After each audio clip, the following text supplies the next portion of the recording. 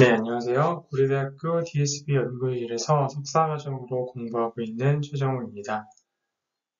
제가 오늘 소개해드릴 논문은 연구실에서 지정한 논문인 2018년에 뉴립스에서 발표한 Deep Anomaly Detection Using Geometric Transformation이라는 논문입니다. 그럼 오늘의 논문 소개를 진행하도록 하겠습니다. 오늘 논문 소개는 다음과 같은 목차로 진행하도록 하겠습니다. 먼저 인트로덕션 파트입니다. 저자는 먼저 어노멀리 딕션에 대한 소개를 합니다. 일반적으로 머신러닝을 적용한 어플리케이션에서 분포의 차이 그리고 혹은 노이즈에 따라서 이 통계적인 오류에 노출되는 경우가 많습니다. 이럴 때 이 어노멀리 딕션이 이러한 리스크를 탐지하는 역할을 수행을 하게 되는데 어노멀리 디텍션은 일반적으로 누말 데이터를 학습을 해서 어노멀리를 분류하는 것을 목표로 합니다. 물론 제가 하단에 표기한 대로 파지티브 언레이블드 데이터에서도 어노멀리 디텍션을 수행하기도 하는데 파지티브 언레이블드 데이터는 노말과 에브노말이 포함이 된 언레이블드 데이터가 공존하는 상황에서 어노멀리 디텍션을 수행하는 것을 말합니다. 하지만 일반적으로 어노멀리 딕션은 노멀 데이터를 학습을 하고 학습된 데이터를 바탕으로 어노멀리를 분류하는 것을 목표로 합니다. 이 어노멀리 딕션 같은 경우에는 먼저 에러 리컨스트럭션 방법이 있습니다. 이 에러 리컨스트럭션 방법에는 먼저 오토 인코더와 제너레이티브 어드버서리 모델이라고 불리는 간이라고 부르는 모델이 있습니다. 오토 인코더 같은 경우에는 정상과 비정상의 그런 리컨스트럭션, 재구축의 차이로 이상치를 탐지를 하게 되고, 보시면 이 왼쪽에 있는 게 오토 인코더의 그림을 구축하는 그림입니다.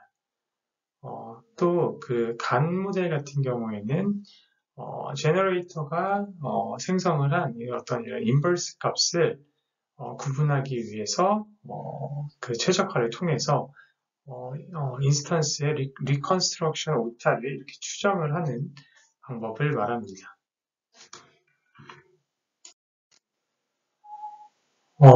또한 또 하나의 방법으로 리컨스트럭션 에러와 다른 방법으로 정상 데이터를 학습한 오토인코더를 사용을 해서 저타원의 임베딩을 생성을 하는 방법이 있습니다.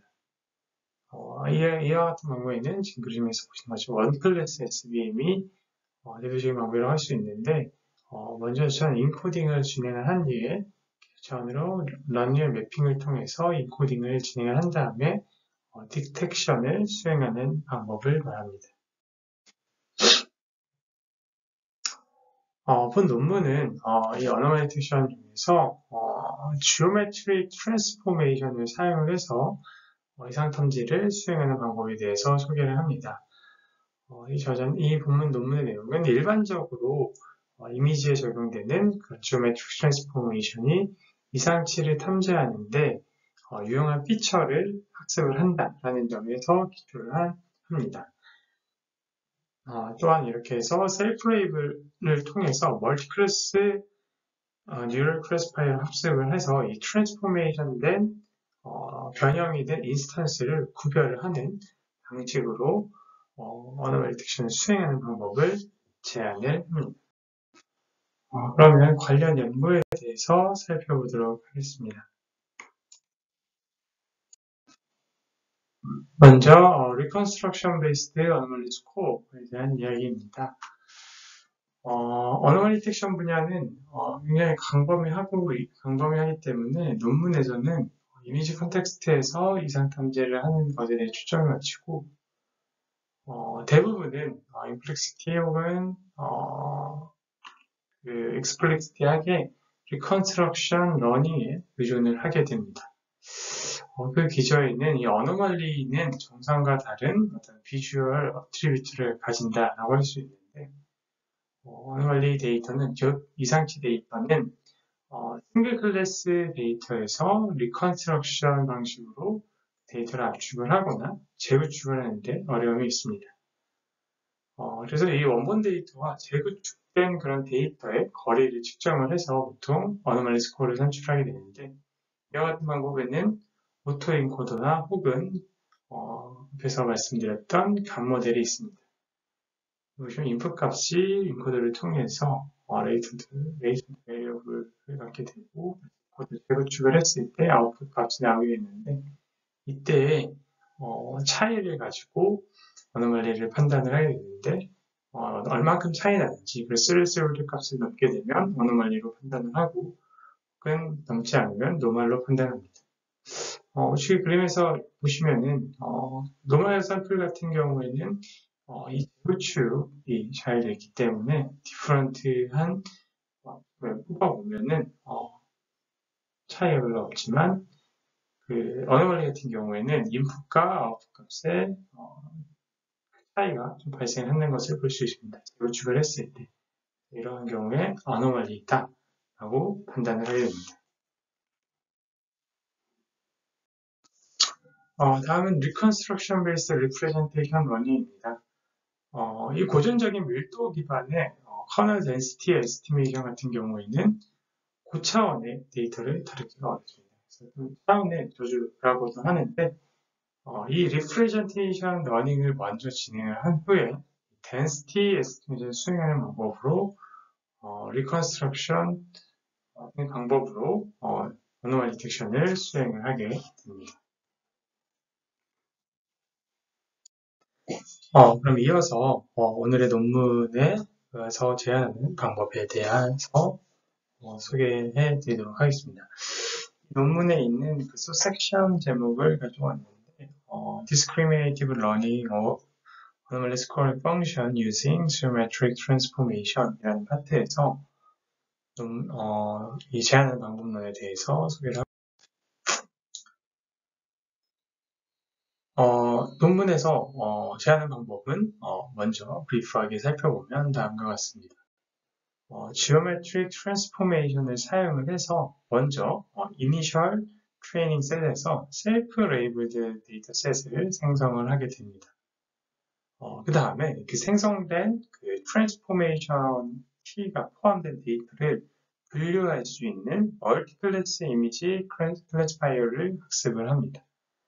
다음으로, 그러니까 한 번도 보이지 않았던, 못 봤던 unseened 이미지가 주어졌을 때 이게 어떠한 트랜스포메이션으로 변환이 됐는지 추론을 해서 잘 추론을 하게 되면 노멀로 판단을 하고, 그렇지 않으면 어노멀리로 판단하는 방법으로 제안을 합니다. 이 굉장히 간단한 방법이라고 볼 수 있는데 하나씩 살펴보도록 하겠습니다. 먼저 Geometric Transformation을 사용을 해서 Initial Training Set에서 Self-Labeled Dataset을 다음과 같이 생성을 합니다. 이렇게 세 그림이 있으면 Geometric Transformation 수행을 하는데, 이렇게 플립하거나 로테이션 등을 통해서 K개의 트랜스포메이션을 수행을 하게 됩니다. 그럼 이렇게 트랜스포메이션 데이터에 대해서 멀티클래스 이미지 클래시파이어를 학습을 하게 됩니다. 지금 트랜스포메이션을 K개로 생성한 트랜스포메이션 데이터에 대해서 소프트웨어의 값이 크면 노멀로 판단하고, 낮게 되면 어노멀리로 판단하게 되는데, 여기 아래 지금 화면에 보시는 식을 보시면 소프트맥스 값이 분류했던 소프트맥스 값이 크게 되면 노멀, 작게 되면 어노멀 판단하는 것을 알 수 있습니다. 스코어가 아래 식에 나타나야 되는데, 이 트랜스포메이션 된 그런 이미지에 대해서 맥시멈 라이클리우드가 K개에 대해서 맥시멈 라이클리우드가 큰 값을 사용하게 크게 됐을 때 노멀로 되고 어노멀리를 판단할 수 있는 그런 스코어를 설정하게 됩니다.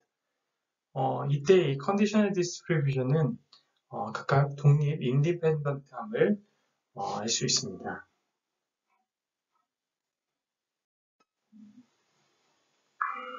그 이해를 좀 돕기 위해서 이 그림으로 살펴보게 되면은 이게 인풋 값이 있을 때 트랜스포메이션 된 값에 대해서 그 소프트웨어 값을 하고, 그 각각의 이렇게, 뭐, 여기 그림에서는 0.52가 되겠고, 옆으로 돌린 값은 0.332가 되겠고, 이 각각의 소프트맥스 값에 다 더한 값이 어노멀리 스코어로 사용되는 것을 알 수 있습니다.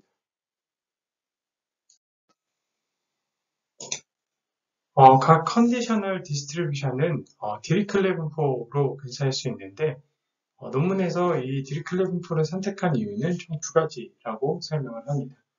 먼저 첫 번째 특성은 디리클레 특성인 즉 probabilistic case simplex에 따라서 각 샘플은 0보다 크고 합은 1이 되는 특성을 갖기 때문이다라고 말합니다. 이 probabilistic case simplex는 수학적으로 그 각 포인터에 유연한 수가 이벤트가 각 상호 배타적인 그런 사건의 사이에 대해서 확률 분포를 나타내는 매스메티컬 스페이스를 말하게 됩니다. 두 번째로는 맥시멈 라이클리 파라미터를 추정하는 효율적인 방법이 존재하기 때문이라고 논문의 저자는 설명을 합니다. 여기 아래식도 살펴보면 이 NX, 즉 어노멀리 스코어를 앞선 식에 대해서 그 디리클레 분포로 변해서 있는 식을 살펴보게 되면 이 앞에 두 텀 상수함으로 마지막 텀만 보게 되면 이렇게 간단하게 정의할 수 있습니다. 근데 한 가지 흥미로운 사실은 그 연구에서 본 논문에서 제안된 그 정규생 점수에 이렇게 하단과 같이 심플하게 된 단순된 버전을 사용을 하게 되는데 이 간단하게 이 점수는 디리클레의 맥의 그 헤드 파라미터 추정에 대한 필요성을 없애고 표현이 굉장히 쉬운 것을 알 수 있습니다. 그러나 그 여전히 이렇게 간단한 버전이지만 여전히 디리클레 분포를 사용한 값보다 아주 약간 나쁘지만 그 여전히 우수한 성능을 갖는다고 논문의 저자는 설명을 합니다. 그럼 논문에서 제안한 방법론의 실험 결과에 대해서도 살펴보도록 하겠습니다. 논문에서 제안한 모델은 이 표에 상단에 표기된 모델과 비교 실험을 진행을 하였습니다. 원클래스 SVM, 딥 오토 인코딩 가우시안 액션 모델이고 그리고 이 모델은 딥 스트럭처드 에너지 베이스드 모델로 디노이징 오토 인코더와 굉장히 유사한 모델이라고 할 수 있습니다. ADN은 어노멀리 딕션 with 갭 모델을 어노멀리 딕션의 갭 모델을 적용한 모델이라고 할 수 있습니다. 원클래스 SVM은 또 세 가지 카테고리로 나뉘어 있는데 그 로우라고 써 있는 부분은 이미지의 픽셀을 플래티나 어레이로 인풋값으로 받아서 수행한 모델이고 CA는 바틀 레이어에 대해서 그 컨볼루션 오토 인코더를 바틀 레이어에 사용을 해서 저차원으로 리프레젠테이션 러닝을 진행한 후에 그 SVM을 수행한 모델을 말합니다. E2E 같은 경우에는 엔드-투-엔드 원클래스 SVM 약자로서 우리가 알고 있는 딥 SVDD 모델을 말합니다. 이 비교 대상 모델과 살펴보면 제안한 모델이 굉장히 C-파텐 데이터에 대해서 굉장히 우수한 결과를 갖는다는 것을 볼 수 있습니다.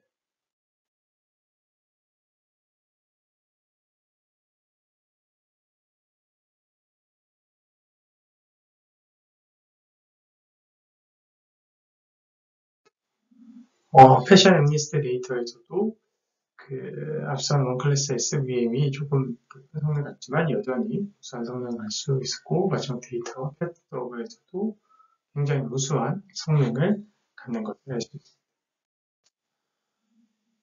그러면 논문의 저자가 이 지오메트릭 트랜스포메이션을 사용한 그 인투이션에 대해서 간단히 하겠습니다. 이 논문의 저자는 그 지오메트릭 트랜스포메이션에서 horizontal flipping translation rotation을 사용했을 때 성능을 갖는다고 합니다.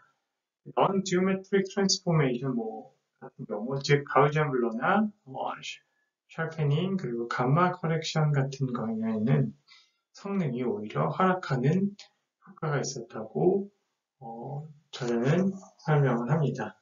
이 정상 이미지에 스파셜한 그 인포메이션을 보존을 하고 또한 이 트랜스포메이션을 예측하는 능력에 영향을 받기 때문이다 라고 저자는 설명을 합니다. 이 하단의 그림에 대해서 조금 더 살펴보면 논문에서는 높은 어노말리 노말리티 스코어를 얻기 위해서 이미지가 어떻게 변하는지 테스트를 진행을 했습니다. 이 그라디언 어센트를 사용해서 단순한 변화를 최대하기 위해서 입력 이미지를 최적화하는 실험을 진행하게 되는데 이 연과 3의 인풋 값에 대해서 변화를 살펴본 그림입니다. 여기 보시면 이 그림은 3으로 분류된 클래시파이어가 0과 3을 입력값으로 봤을 때 변화를 살펴본 내용인데 먼저 왼쪽의 0의 같은 경우를 보면은 이 0의 값이 변형돼서 3으로 비슷해진 것을 볼 수 있습니다. 이것은 모델이 정상과 관련된 학습을 좀 진행했다는 걸 보여주고 이 3회 같은 경우에는 노멀리티 스코어에 기하는 피처를 포함하고 있기 때문에 이 모양이 잘 유지되고 있다 라고 논문의 저자는 설명을 합니다. 그러면 논문의 결론에 대해서 살펴보겠습니다. 본 논문은 기존의 방법과 구별되는 좀 계산적으로 효율적이고 굉장히 간단한 리프레젠테이션 러닝 방법을 제공을 합니다. 이를 통해서 지오메트릭 트랜스포메이션 사용에 대한 뒷받침을 할 수 있는 이론에 대한 개발이 좀 필요하다라고 이야기를 합니다. 그리고 또한 각 데이터에 적합한 이 트랜스포메이션이 좀 다를 수 있기 때문에 이 각 데이터에 적합한 트랜스포메이션을 탐색을 하는 방법에 대한 미래 연구 방향을 제시를 하였습니다. 또한 이는 Deep Uncertainty Estimation과 Active Learning에 충분히 활용 가능성이 있다라고 저자들은 설명을 합니다. 네, 논문 소개를 들어주셔서 감사합니다.